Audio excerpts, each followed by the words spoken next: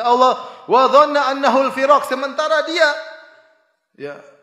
yakin dia akan meninggalkan dunia ini. Al-firaq artinya dia akan meninggalkan dunia. Sudah, ini kondisi di sakaratul maut. Wa dhanna annahu al-firaq, maka tatkala dia akan meninggal dunia, terbuka pandangannya melihat macam-macam. Dia akan melihat malaikat, dia akan melihat ini, melihat anu.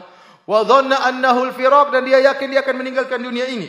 Waltafatis saqu bis-saq, maka bergabunglah betis dengan betis. Betis dalam bahasa Arab bisa artinya betis asli, bisa artinya sak, itu adalah ungkapan bahasa Arab untuk menunjukkan kedahsyatan kesulitan.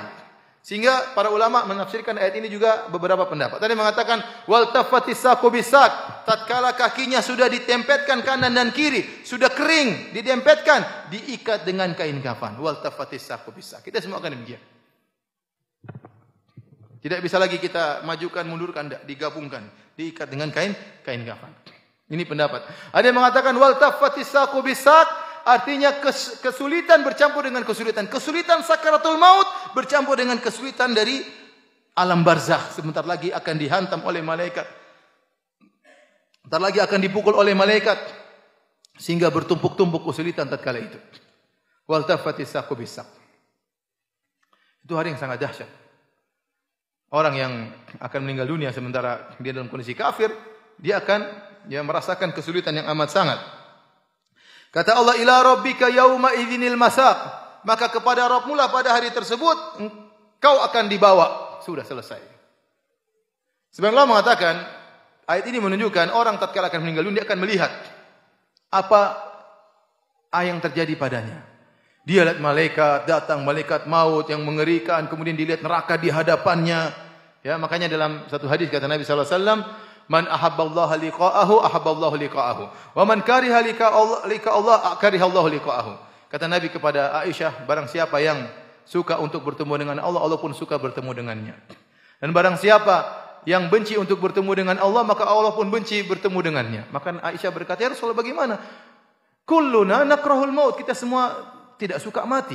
Kata Rasulullah, bukan begitu wahai Aisyah. Maksudnya seorang akan meninggal dunia, kalau seorang mukmin akan meninggal dunia, busyira, maka diberi kabar gembira tentang kebahagiaannya, tentang surganya, maka dia ingin segera meninggal dunia supaya bertemu dengan Allah Subhanahu wa taala. Adapun orang kafir, pelaku maksiat, maka tatkala akan meninggal dunia akan dilihatkan bagaimana azab yang akan dia rasakan, hukuman yang akan dia rasakan, maka dia benci untuk mati, semakin tersiksa. Itulah maksud dari hadis ini. Sehingga dijadikan oleh para ulama firman Allah, ila rabbika yauma idzinil masaq, maka pada hari tersebut dia akan dibawa sesuai dengan aturan Allah. Sebelum dia meninggal dia sudah melihat berbagai macam kondisi yang buat dia ketakutan. Kata Allah Subhanahu wa taala, fala saddaqa wala shalla. Dia waktu di dunia tidak pernah bersedekah atau tidak pernah membenarkan Allah dan Rasulnya, wala shalla, dan dia tidak pernah salat. Abu Jahal dan teman-temannya. Walakin kadzdzaba wa tawalla, akan tapi dia mendustakan dan berpaling. Tsumma dhahaba ila ahli yatamatta, ini sikapnya di dunia. Inilah kalau dia meninggal begini, di dunia kayak apa dulu? Dunia dulu tidak pernah membenarkan. Selalu mendustakan, berpaling, dibacakan ayat Allah berpaling, tidak pernah mau salat, tidak pernah mau sujud, sombong angkuh. Tsumma dhahaba ila ahli yatamatta, kemudian dia berjalan menuju keluarganya dalam kondisi yatamatta, sombong dan angkuh, sudah tidak salat, tidak beriman, mendustakan agama, berpaling, sombong lagi. Aula laka fa aula, celakalah bagimu. Ini ungkapan aula artinya celaka. Celaka kepada engkau. Summa aula laka fa aula, celaka bagi engkau, celaka bagi engkau. Allah ulangi aula 4 kali. Celaka, celaka, celaka, celaka.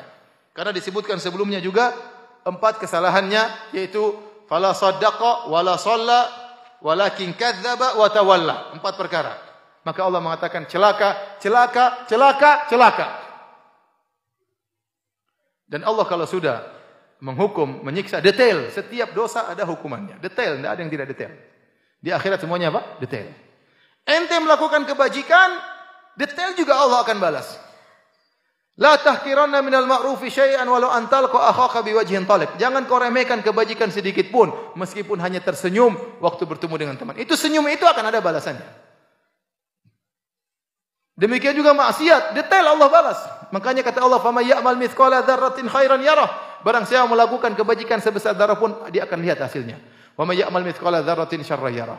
Barang siapa melakukan keburukan sedikit pun dia akan melihat hasilnya. Tatkala Abu Jahal Fala saddaqa wala shalla, walakin kadzdzaba wa tawalla. 4 perkara dilakukan. Dia tidak membenarkan, dia tidak salat, dia mendustakan, dia berpaling. Kata Allah, aula laka fa aula, thumma aula laka fa aula. Celaka engkau, celaka engkau, celaka engkau, celaka engkau.